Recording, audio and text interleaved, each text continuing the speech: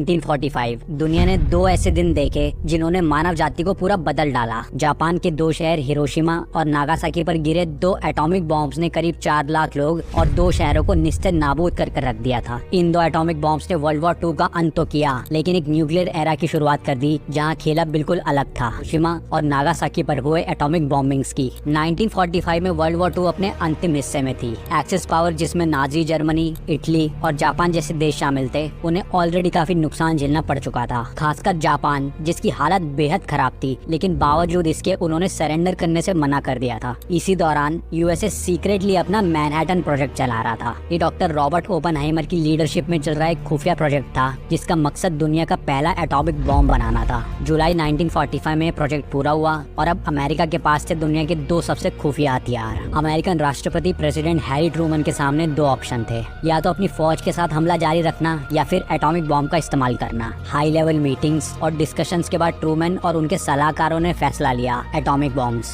6 अगस्त 1945 को अमेरिकी जहाज B-29 ने हिरोशिमा के ऊपर लिटिल बॉय नाम का एटॉमिक बॉम्ब गिराया। पूरा का पूरा शहर कुछ पलों में राख हो गया। कुछ सेकंड्स के भीतर 80,000 से ज्यादा लोग तुरंत भाप बन गए और कई लाखों लोग घायल हो गए। दुनिया ने ऐसा कुछ भी कभी नहीं देखा था। अगले कई दिनों तक शहर में आग जलती रही। धमाकों से निकली रेडिएशन ने कई हजारों लोगों को कैंसर से पीड़ित कर दिया, लेकिन इतने घातक हमले के बाद भी जापान सरेंडर करने को तैयार नहीं था। तब फिर अमेरिका ने एक और बॉम्ब इस्तेमाल करने का फैसला किया। सिर्फ 3 दिन बाद 9 अगस्त को एक दूसरा बॉम्ब फैटमैन दुनिया के दूसरे शहर नागासाकी पर गिराया गया और हिरोशिमा की तरह ही नागासाकी भी पलक झपकते ही राख में तब्दील हो गया। दोनों बॉम्ब से निकली गर्मी और रेडिएशन ने करीब 4 लाख लोगों को धरती से गायब कर दिया। इसके बाद जापान के पास अब कोई और रास्ता नहीं था और उन्होंने 15 अगस्त 1945 को सरेंडर कर दिया। इसी के साथ वर्ल्ड वॉर 2 भी खत्म हुआ। लेकिन हिरोशिमा और नागासाकी पर गिराए गए न्यूक्लियर बॉम्ब्स ने लोगों को दो हिस्सों में बांटा हुआ है। एक तरफ के लोग कहते हैं कि ये बहुत जरूरी था ताकि वर्ल्ड वॉर जल्दी से जल्दी खत्म हो और ज्यादा लोगों की जान ना जाए।